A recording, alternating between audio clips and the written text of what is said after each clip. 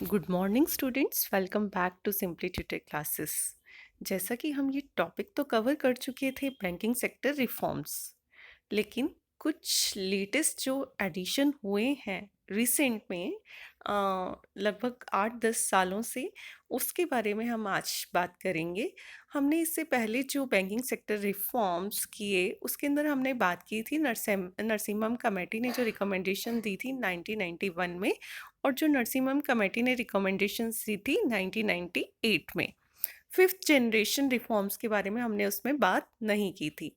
मैं 1991 और 1998 की जो रिकमेंडेशंस हैं उसका लिंक मैं डिस्क्रिप्शन बॉक्स में डाल दूंगी, तो आप लोग वहाँ से वीडियो को गो थ्रू कर सकते हैं और आप जान सकते हैं कि क्या क्या रिकमेंडेशंस मिली थी 1991 नरसिम्हम कमेटी रिपोर्ट में और 1998 वाली नरसिम्हम कमेटी रिपोर्ट। आज जब हम बात करेंगे वो करेंगे हम fifth generation banking sector reforms की, या फिर हम बोल सकते हैं लेटेस्ट बैंकिंग सेक्टर रिफॉर्म्स।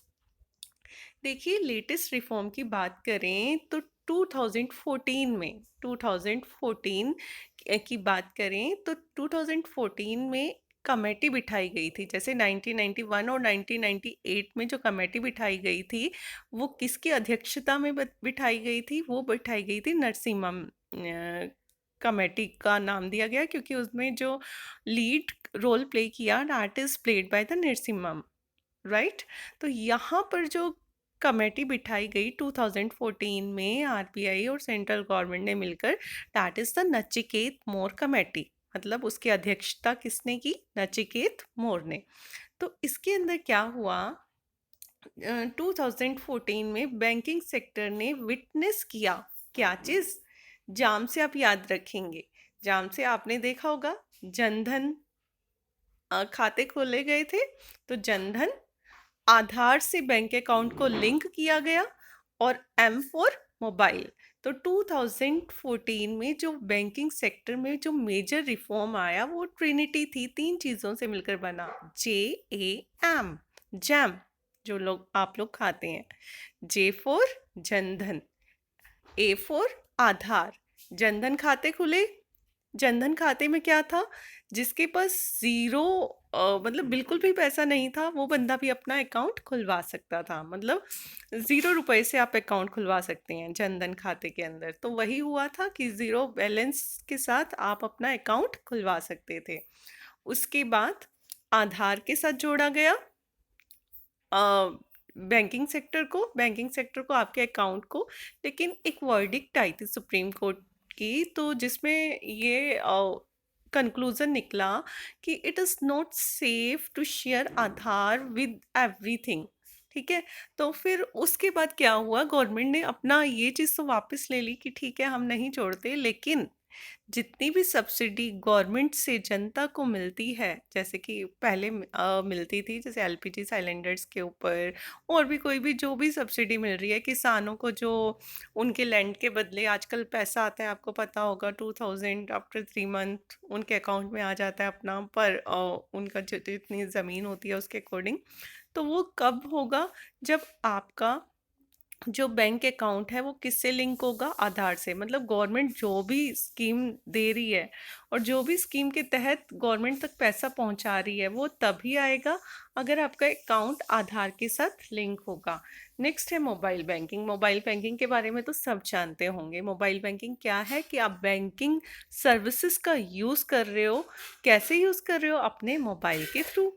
आपको एक जगह से दूसरी जगह पैसा भेजना है, आपने किसी को पेमेंट करनी है, आपने पैसा ट्रांसफ़र करना है, ठीक है? तो वो आप अपने मोबाइल को यूज़ करके आप एक जगह से दूसरी जगह पैसा भेज सकते हैं, ठीक है? उसके बाद था कि पेमेंट बैंक्स को लाइसेंस इशू किया गया।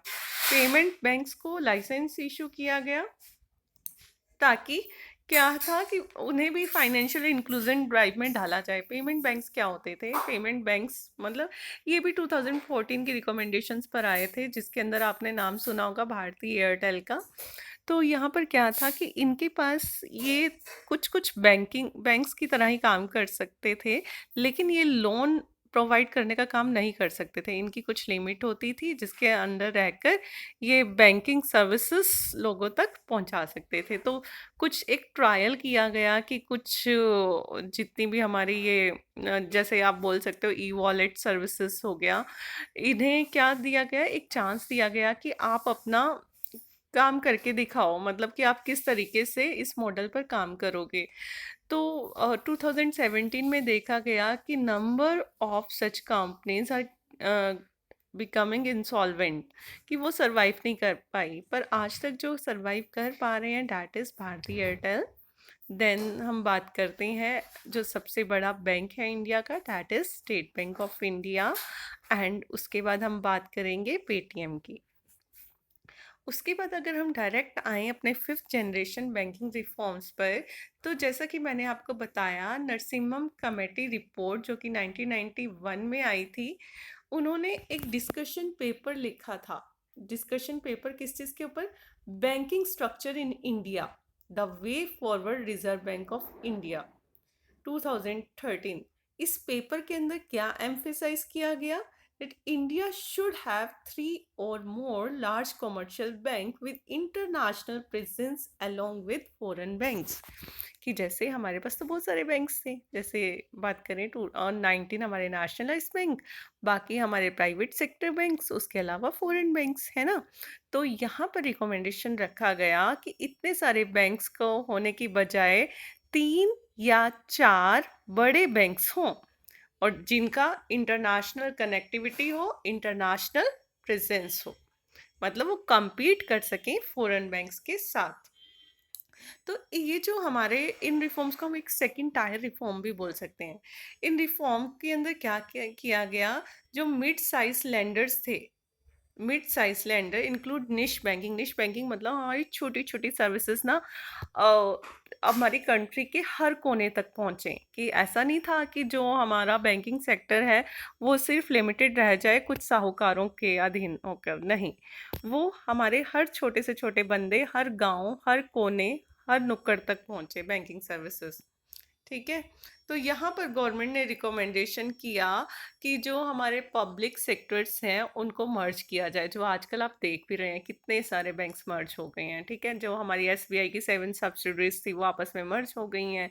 उसके अलावा नंबर सिंडिकेट बैंक आपने देखा होगा, कैनरा बैंक में मर्ज हो गया, Andhra bank bank of India के साथ मर्ज हो गया। तो ये मर्जर्स चल रहे हैं। इसके अलावा हमने एक और बात की 5th generation banking sector reform में, जो कि नचिकेत मौर्य कमेटी के अंदर ये डिसीजन लिए गए। एक यूनिवर्सिटी ने अपनी रिकमेंडेशन दी थी, दून यूनिवर्सिटी ने। यहाँ पर क्या किया गया कि जो मनी बैंकिंग है, कि मनी बैंकिंग को सिर्फ कुछ कस्टमर और बोरर तक ना लिमिटेड रखा जाए, यहाँ पर स्पेशलाइज्ड बैंकिंग सर्विसेज भी प्रोवाइड की जाएं। जैसे कि कैसी सर्विसेज? रिटेल एग्रीकल्चर को लेकर, मीडियम एंड स्मॉल एंटरप्राइजेस हैं उनके लिए, इंफ्रास्ट्रक्चर फाइनेंसिंग को लेकर, होलसेल फाइनेंसिंग को लेकर और इन्वेस्टमेंट फाइनेंसिंग को लेकर। इसके अलावा जो एक और इम्पॉर्टेंट पॉइंट था, that is development financial institutions. ठीक है, मैंने क्या शब्द यूज किया? डेवलपमेंट फाइनेंशियल इंस्टीट्यूशंस पर जोर दिया गया। डेवलपमेंट फाइनेंशियल इंस्टीट्यूशन के साथ मैंने क्या बात बताई? निश बैंकिंग और बेड बैंक्स पर जोर दिया गया। बेड बैंक्स क्या था? ऐसे बैंक्स जो कॉन्टिन्यूसली नॉन परफॉर्मिंग एसेट्स में चेंज होते जा रहे थे। नॉन परफॉर्मिंग एसेट्स क्या होती हैं? ऐसी एसेट्स मतलब ऐसे लोन जो बैंक ने दिए हुए हैं जो कि 90 डेज के अंदर, मतलब जब उनकी ड्यू डेट कंप्लीट हो गई है ना, 90 डेज के अंदर फिर भी उनका पैसा वापस नहीं आता है, तो वो एसेट्स जो होगी, लोन जो होता है ना, बैंक जो लोन देता है वो बैंक के लिए एसेट होता है। ये बात ध्यान रखना, बैंक ने मुझे लोन दिया तो वो बैंक के लिए एसेट है, ठीक है। और अगर मैं अपनी ड्यू डेट के 90 डे के अंदर वो लोन वापस नहीं कर पाती, तो बैंक के लिए वो क्या बन जाएगा? Non performing. तो उसे हम क्या बोलेंगे? Non performing asset. तो बेड बैंक्स को नज़र में लाने के लिए भी मर्जर का होना बहुत ज़रूरी हो गया था कि इन्हें, जैसे हमारे बैड बैंक्स हैं, उन्हें हेल्दी बैंक्स के साथ मर्ज कर दिया जाए, ताकि जो उनकी ड्रॉबैक्स हैं कि किस वजह से नॉन परफॉर्मिंग एसेट्स ज़्यादा हो रही हैं, उन कमियों को ढूंढ कर रिकमेंडेशन दी जा सके कि उन्हें हम हेल्दी कंडीशन में कैसे ला सकते हैं। इतना क्लियर हुआ? तो ये था दो तीन चीज़ें जो मोटी मोटी आई। वो था कि एक्सेस हर किसी तक पहुंचे बैंकिंग सर्विसेज का, निश बैंकिंग पर जोर डाला गया, डेवलपमेंट फाइनेंशियल इंस्टीट्यूशंस पर जोर डाला गया, बैड बैंक्स पर जोर डाला गया, बैंक्स के मर्जर पर जोर डाला गया। इसके अलावा अगर हम बात करें कि आजकल आपने देखा होगा कि आप बैंकिंग सेक्टर के भी शेयर्स परचेज कर सकते हो। मतलब पहले क्या होता था, हमारी जो बैंकिंग सर्विसेज थी ना वो लिमिटेड थी।